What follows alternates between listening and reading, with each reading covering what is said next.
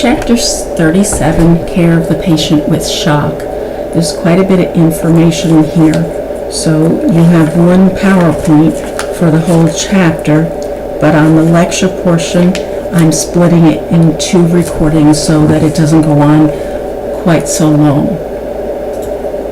The body has a hemodynamic balance that it maintains and allows the body to metabolize, perfuse everywhere equally. When the body goes into shock, there is a problem with oxygen delivery to the tissue and the organs, oxygen delivery to the tissue and organs, and it leads to shock. There's a widespread abnormal cellular metabolism.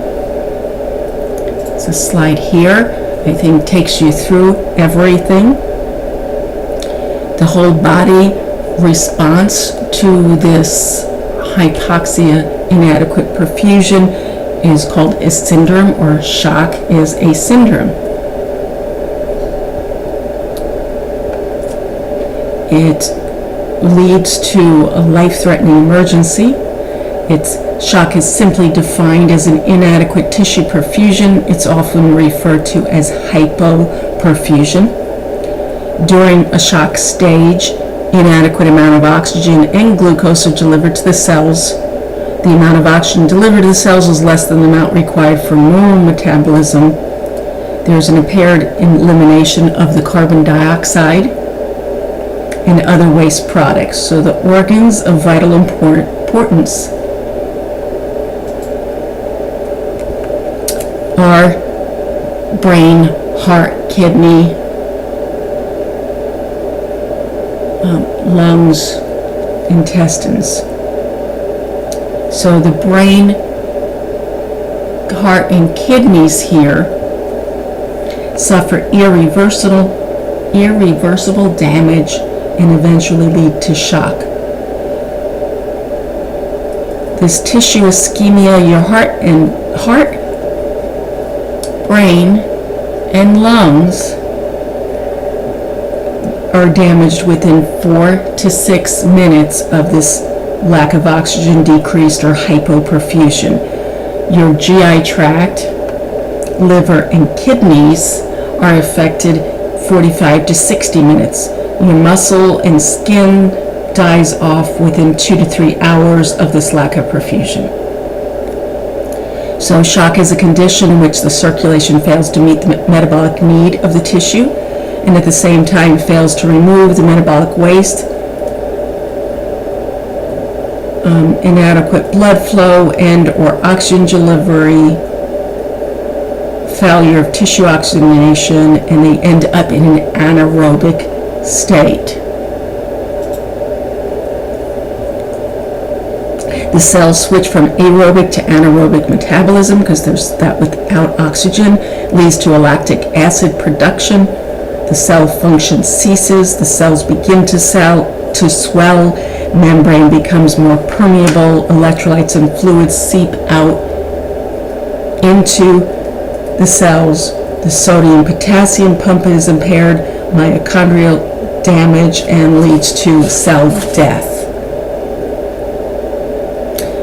This picture helps kind of bring it all together. There's multiple causes of different types of shock. The general symptoms of it. Most common cause you see here is severe blood loss exceeding 2 pints.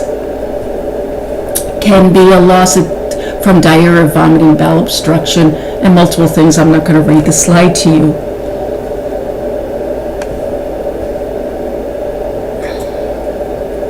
The signs of shock. There's a decrease in your mean arterial pressure.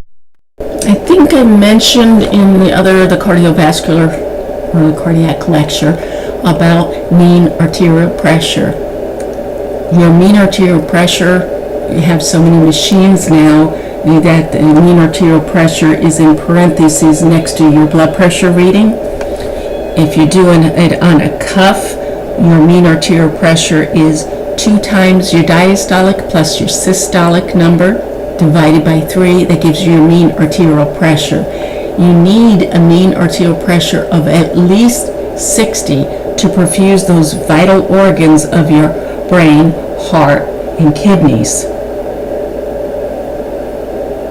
So when your heart is not perfusing, pumping, with its lack of perfusion to it, you have a decreased pump, which leads to decreased cardiac output, a drop in blood pressure, and then myocardial depressants, where your heart can't pump as well, and you'll start to have myocardial damage and death to tissue. When your lungs aren't getting enough perfusion, you have a decrease in your gas exchange. It's evidenced by tachypnea and leads to pulmonary edema. When your endocrine system, pancreas is not getting enough, and your kidneys are not, your body releases an antidiuretic hormone, and you start to hold on to water. Central nervous system, your brain, decreased perfusion, and you get changes in level of consciousness, drowsiness, lethargy to unconsciousness. Blood, decreased perfusion leads to coagulation problems and eventually to DIC, or disseminated intravascular coagulation, where all your clotting factors are off. Your renal flow decreased. Of course, you have a decrease in your glomerular filtration rate, and then followed by a drop in your urine output. Your GI, mucosal ischemia, your whole GI tract, mucosal ischemia, bleeding, hepatic injury, and then an elevation in your liver enzymes.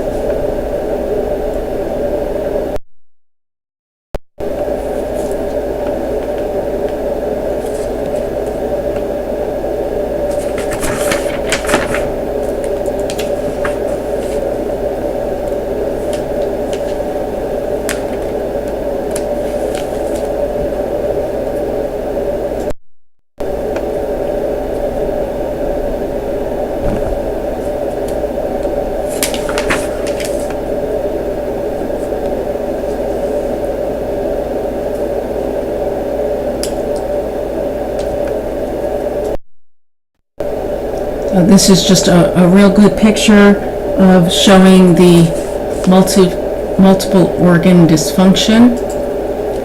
There are several categories for shock. This is a good thing going over the hypovolemic, cardiogenic, distributive, obstructive.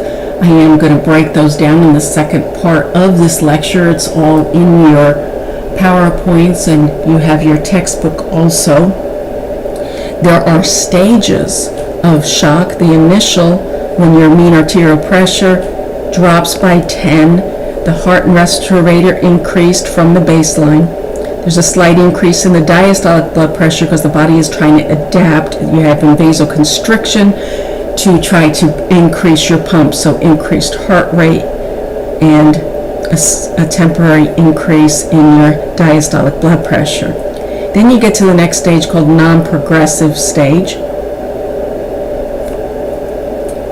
and your mean arterial pressure drops 10 to 15 millimeters of mercury. The kidney and hormone adaptive mechanisms are activated. Tissue hypoxia is in the non-vital organs, which is usually the extremities, because the blood is shunting to the core to keep your vital organs functioning. You have acidosis. There is hyperkalemia. Potassium is going high because the muscles are breaking down, trying to support your body. The body is trying very hard to bring itself through this. Then it's progressive, sustained decrease in mean arterial pressure of greater than 20 from their baseline. The vital organs develop hypoxia. This is now a life-threatening emergency. Conditions causing the shock need to be corrected within 1 hour or will progress to the refractory stage. Refractory is when there's too little oxygen reaching the tissue, there's cell death, tissue damage results, body cannot respond effectively to interventions, shock continues, rapid loss of consciousness, non-palpable pulses, cold, dusky extremities, slow, shallow respirations, and unmeasurable oxygen saturation.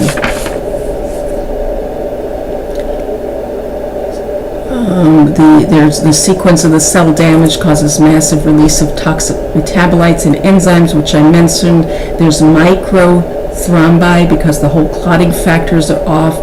These little mini clots start in the liver, progress to the heart, and then the brain and the kidney, and that's when you'll see them in DIC, and they're bleeding like everywhere. There's a myocardial depressant and ischemia of the pancreas, which I mentioned the hormone earlier. Okay, so I'm going to end this part of the lecture here. Next one, I'm going to take you into the different types of shock, distinguish between them.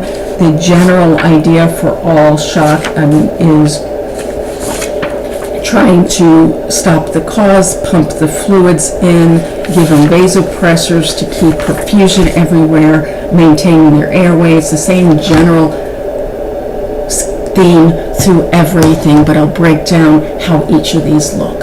So this is the end of this part, and I'm going to continue on the next lecture for the second part of chapter 37.